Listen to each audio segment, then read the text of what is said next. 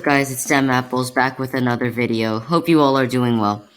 Today, we're going to take a look at the best chess opening for black.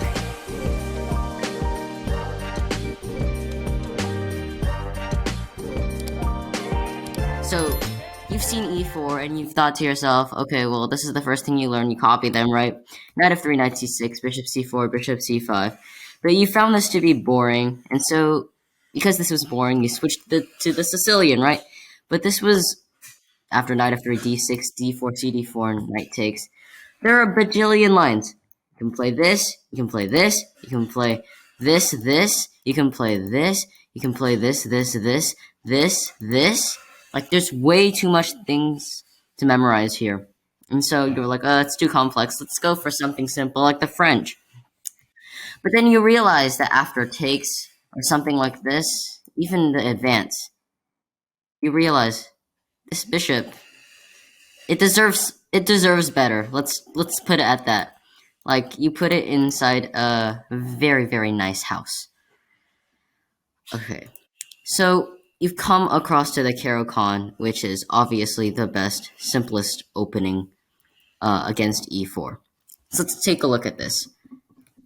d4 is the most common option, but there is also knight c3, after which we will play d5 because we supported this pawn. Knight f3, takes, knight f6. And I actually had this against an opponent, and I played queen e2, and they played knight d7, and I was rolling on the floor laughing when they fell for checkmate here. We're not going to do that.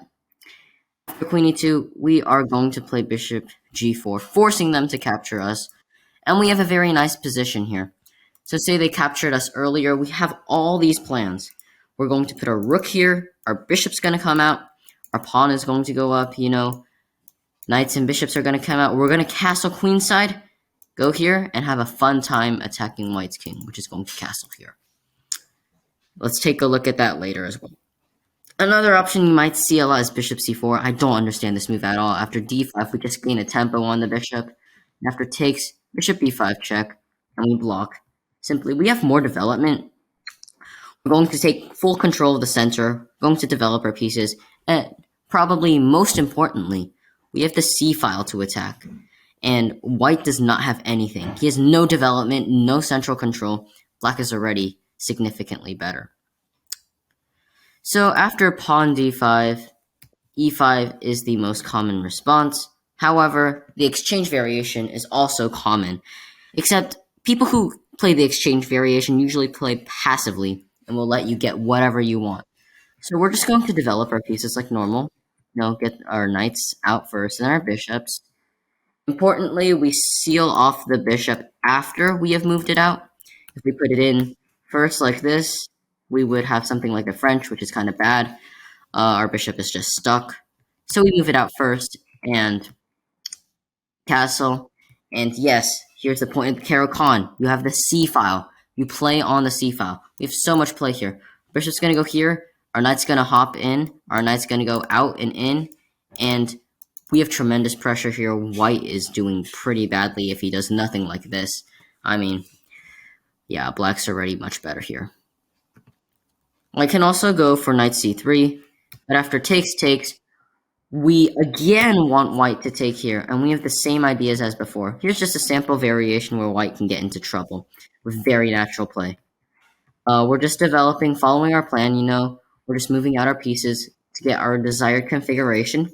Just moving out the pieces, we're going to castle long. Opposite sides castling is always fun. You can see we got a nice compact structure here, but white's king is under fire. And boy, oh boy, it's under fire after f5. Our knight's going to go here.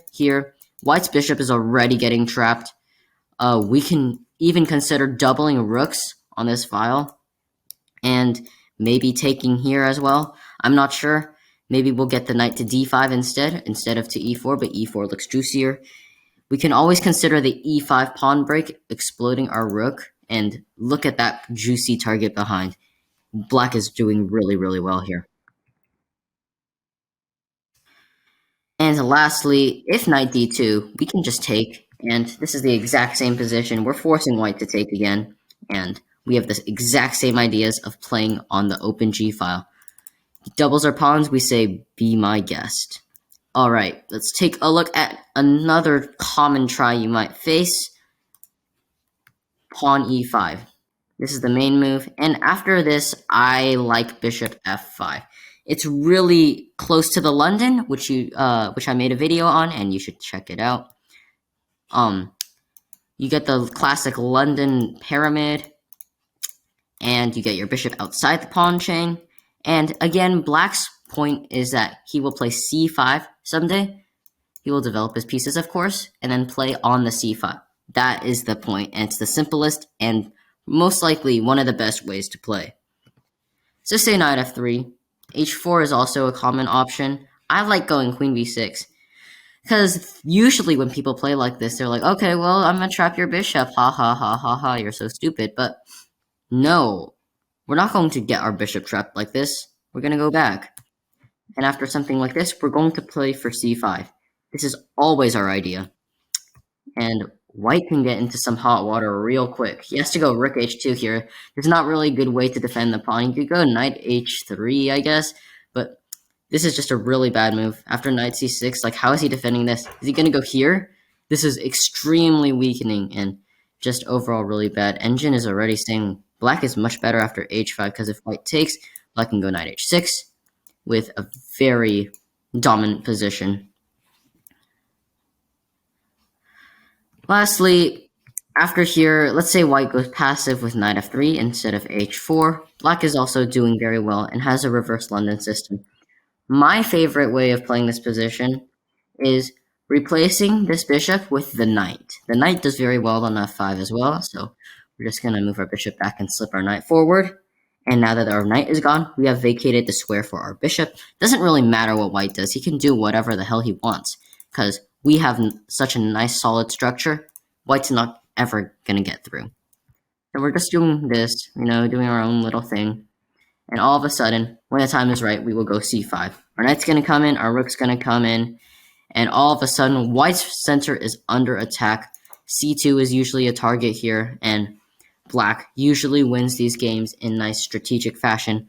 And white really doesn't have a chance here. So these are just some common tries you'll face against the caro kann. Of course, these are not the only things that you will face, but the caro kann is definitely one of the simplest and best openings to learn as a beginner. Thanks for watching. Like and subscribe if you enjoyed, and I'll see you next time. Bye.